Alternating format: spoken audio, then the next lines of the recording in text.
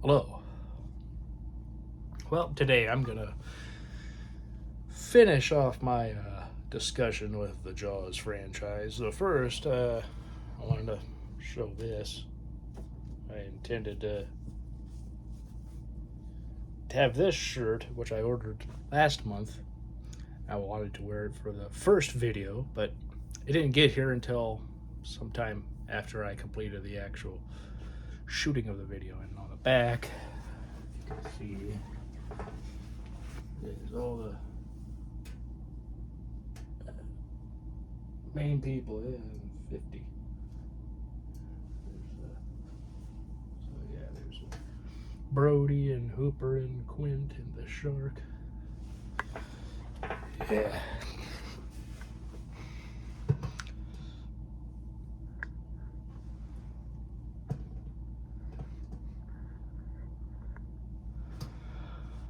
Alrighty, that's better.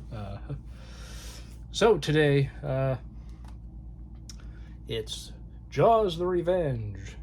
This time it's personal. I'm going to get into that a little bit. But as usual,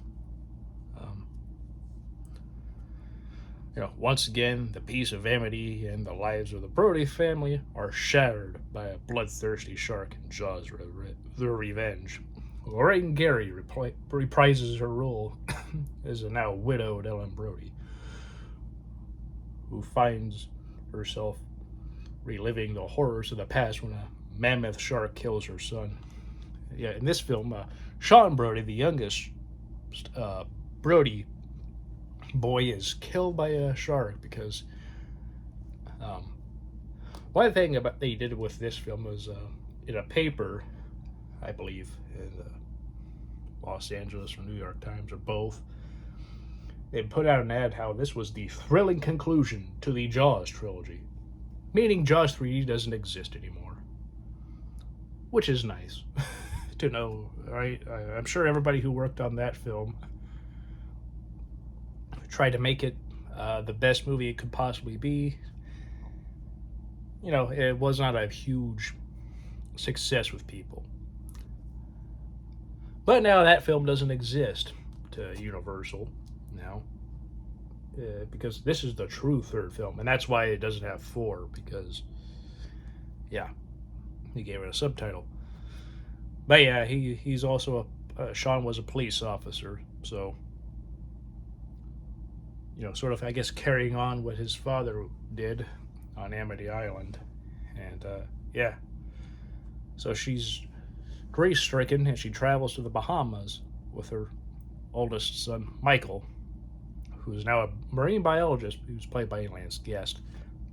Yes, so yeah, the SeaWorld thing and Kay, they don't exist anymore.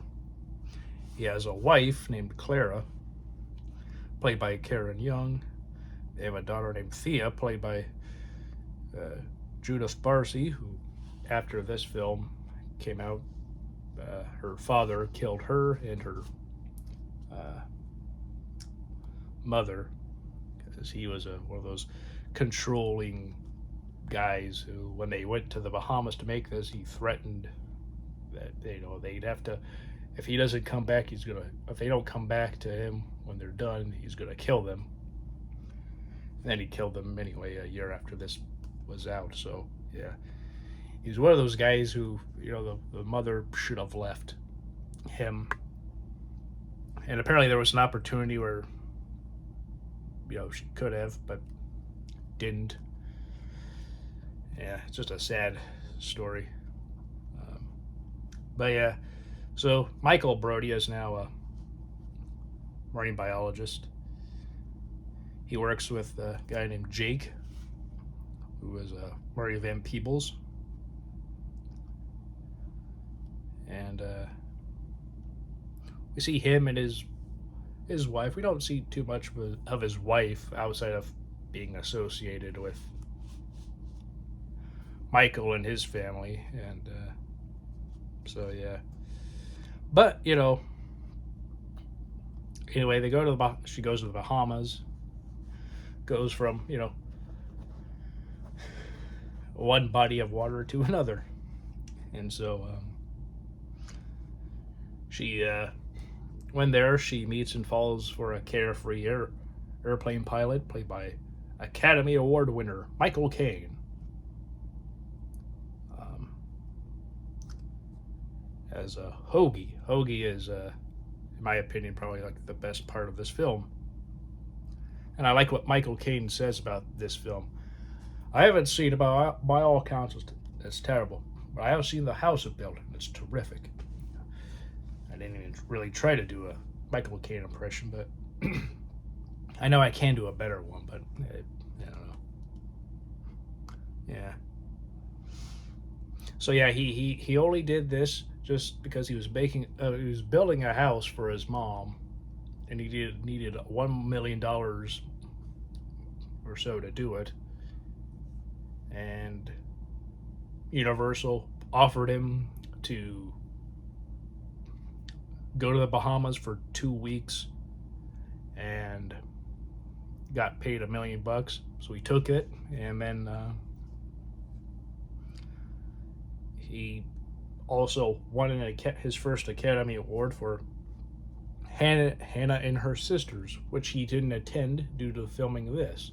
Like, they couldn't spare him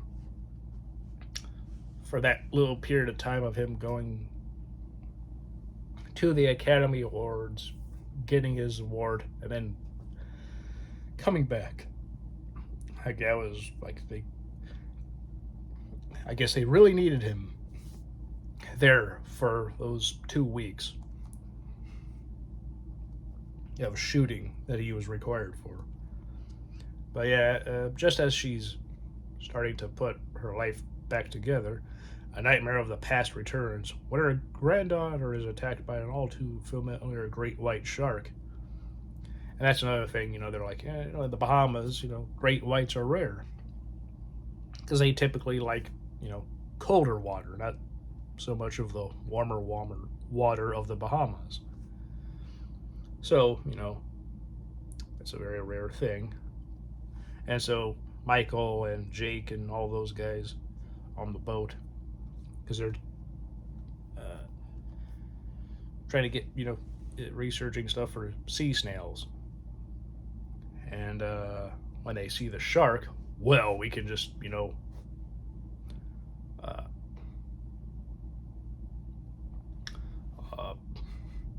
we can research that and everything, and we'll make a lot of great money from that. So yeah.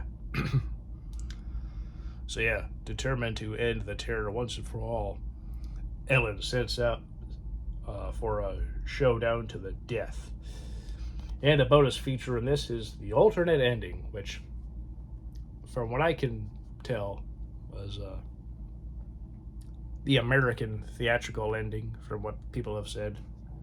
Whereas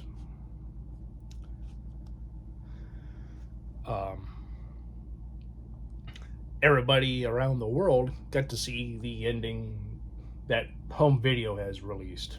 Like, this is just the official ending now. And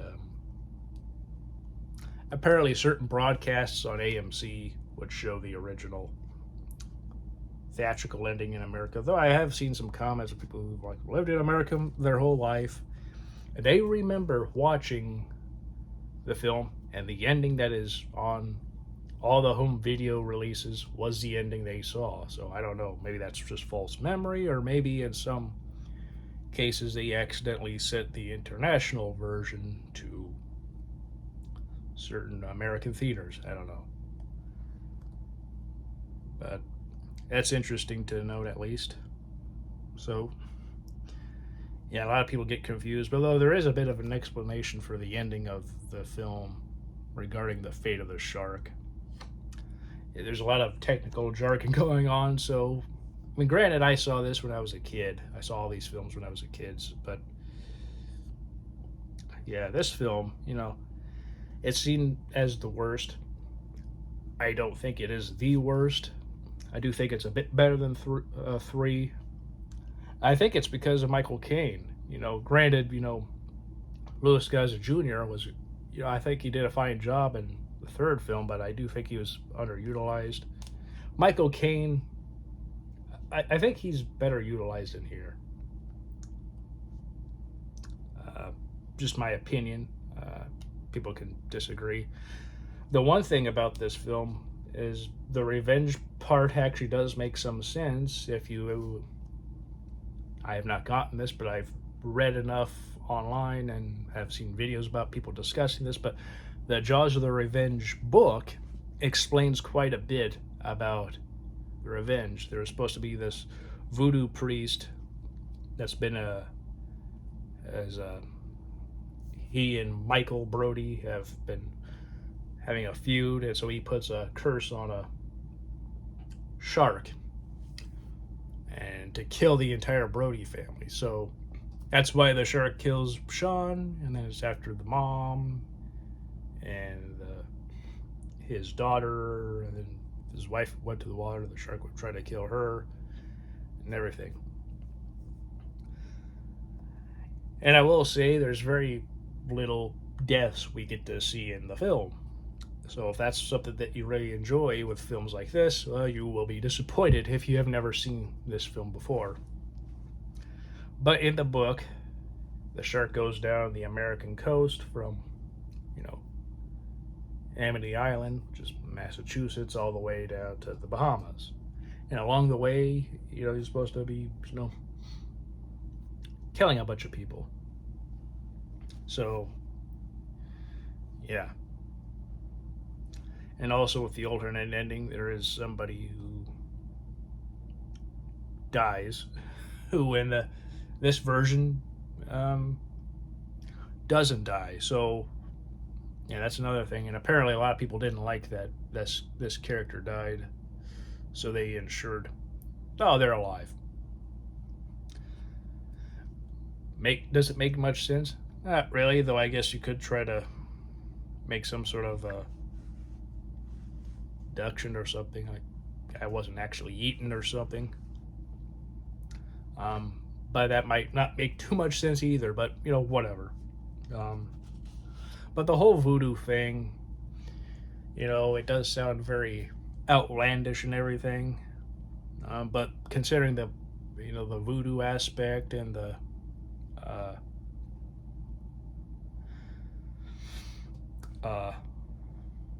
Bahama setting, I think people would be like, okay, suspension of disbelief and all. So that's might be ridiculous for a Jaws film, but at the same time, with what's going on, it does fit. So it's not a deal breaker,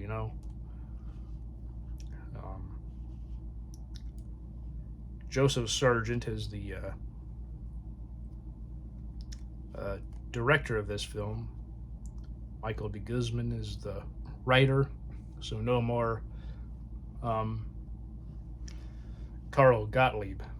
He didn't return to write any part of this film. And the music by Michael Small is very good. Obviously the John Williams music will always be the best, but the music in here is very good.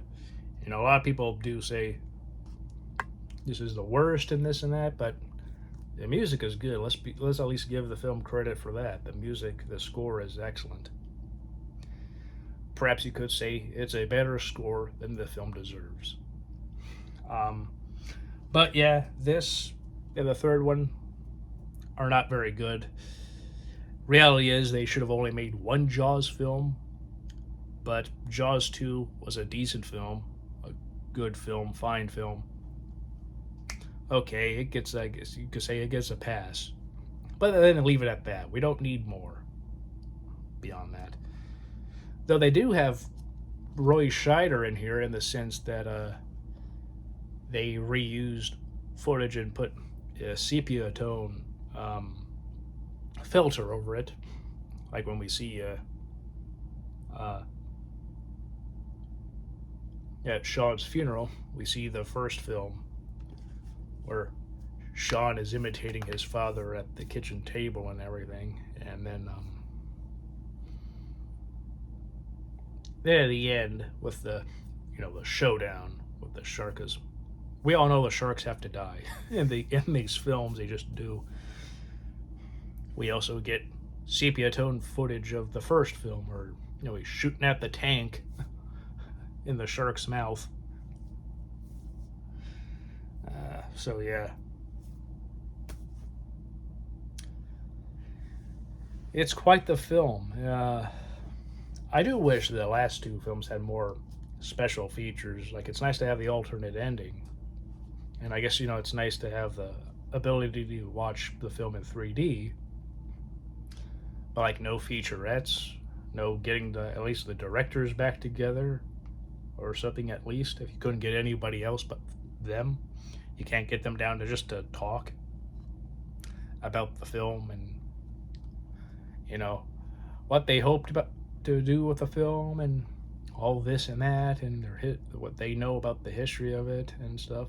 So, because you can find stuff online, but I don't know. I just wish we got a Blu-ray special feature of some sort. I don't know if they'll ever have a Jaws collection, with all four films, because I've seen 2, 3, and 4 together, and it's kind of like, why just all, all, why just those three? I mean, I get the first one's the best, but at the same time, it's like, you couldn't at all try to put all four of them together in some box set. I don't know. I've always found that weird, from the DVDs to the Blu-rays and the 4K UHD Blu-rays. They often just, first one gets to be on its own because, I guess, the best, but all the sequels get to be together. And yeah. But yeah, doesn't that look cool? And if you've ever played the Nintendo video game, basically it's this film as the adaptation, not the first film, though it does just say Jaws. Because, what do you want to, if you're going to get a video game about Jaws, what do you want to get? A video game of the very first film, or at that point, the latest film, the 1987 film? I think most people would say they'd want a video game of the first film. Because, you're not playing as the shark. You're trying to, kill the shark and everything. Because, the shark's the bad guy. But, yeah. Even though sharks are great and awesome. I like sharks. Not everybody does, but I do. I think they're cool. I think they're great. And again, because of my fondness of sharks, that's why I think I've no doubt I've mentioned this many times already. But I mean, I'm sorry if I don't recall right away of me saying this in the first video of this series this year. But yeah, I love sharks. I've always loved sharks since I was a kid. Got the first film when I was 6. For the 25th anniversary. I was excited to watch this movie, and then I was freaked out. 4 years later, I finally watched the entire movie beginning to end, then watched it again and realized the music is what scared me. And I do think part of it is because I did know a decent amount about sharks. I watched Shark Week, I mean, I still do, and any kind of shark thing that's on television, back then. And then any books I could get, I would get and read those. So my love of sharks combined with, knowing all that, and combined with the music to Jaws, that all just freaked me out. But this, I don't think, would have really scared me too much. Because the first film, it's just everything is there together and it just works perfectly. Second film might have really affected me at that age for sure. I don't know, 3 and 4. I think there's enough goofiness in these two films, in these last two films. I don't know. I don't know if I would have been really that freaked out. I could be wrong, but I just don't know. I'm kind of like,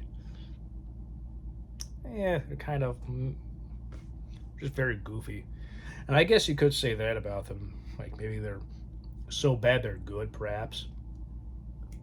If you wanted to put that label onto the Jaws series in any way, 3 and 4 could be put under those labels because they're kind of goofy in such a way. And then you have Oscar winners, you know, Louis Gossett Jr. and Michael Caine in the last two films, with Oscar nominee Roy Scheider in the first two, and Robert Shaw was a nominee, Oscar nominee. He was in the first one, and first one had Academy Award winner Richard Dreyfuss, which is interesting. How of the three main principals of the first film, he was the one who got an Academy Award, not Scheider, not Shaw. Neither of those two were nominated for Jaws, which I believe they should have been. Whether they would have won, that's a different story. But the two, Scheider or Shaw, should have been up for Best Actor and Best Supporting Actor. Spielberg for Best Director.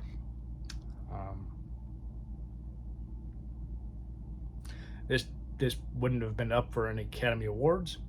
You know, it obviously got no nominations, and I think understandably so. Michael Caine got nominated for Worst Supporting Actor at the Razzies, as did Louis Gossett Jr. Interestingly enough, both won Oscars for films made prior to the Jaws films they did that came out, so that's interesting. I don't believe they should have been nominated personally, but, you know, what do I know? But, you know, that's me. That's my thoughts on these films. The first one's the best. Second is the second best. This is the third best, in my opinion. And then fourth is the third. But they're just like that. They're very close to not being all that great. I just find the ridiculousness in this, and also I think the promise that early drafts of the script had, which is what's in the book.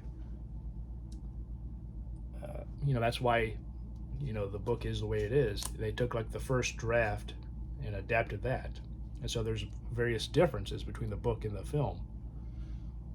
And from what I've heard, maybe I need to just actually get the book and read it. Might be out of print though, so hopefully it's not a stupid amount of money, but you never know. It also would depend on the condition. Some books are in great condition and could actually justify their price being as high as they are, but then other times not so much. So yeah.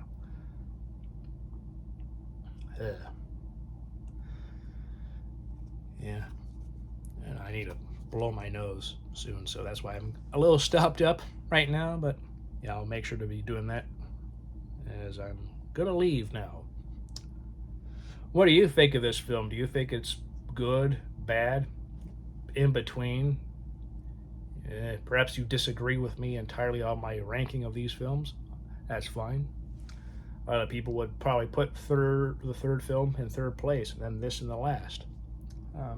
Some might think this is the second best. I don't know. But yeah. Roy Scheider also, I wanted to just add, Satan himself could not get him to do Jaws 4. Because instead of Sean, they were going to kill off Martin Brody. But he's like, nuts to that action, I ain't doing that. Also, I always found his choice of words of Satan himself couldn't get me to do Jaws 4 just very interesting and just flat out funny. Maybe he was poking fun at when you go to Hollywood, you sell your soul to the devil. Maybe something like that. But they have his death as a heart attack. He died of a heart attack because of the fear of the sharks, which, considering how he killed the sharks in the first two films. Yeah, he was scared, but, you know, with how he handle those sharks, that's kind of an insult to the dude. He was afraid of the sharks in the end, and I guess he realized that, and that his heart couldn't take it, and then he died. I don't know. Now I'm just rambling, so yeah. Anyway, I hope this was interesting. Hope you liked these videos. If not, I'm sorry. Hope you found something of worth in them. But yeah, not a great film, but not horrendous either. There are worse films than the Jaws sequels, especially 3 and 4. Or 3 and 3. Anyway, I hope all of you are doing well. Please take care. Have a great day, great weekend, great week. And I'll see you all next time. Please take care. Bye.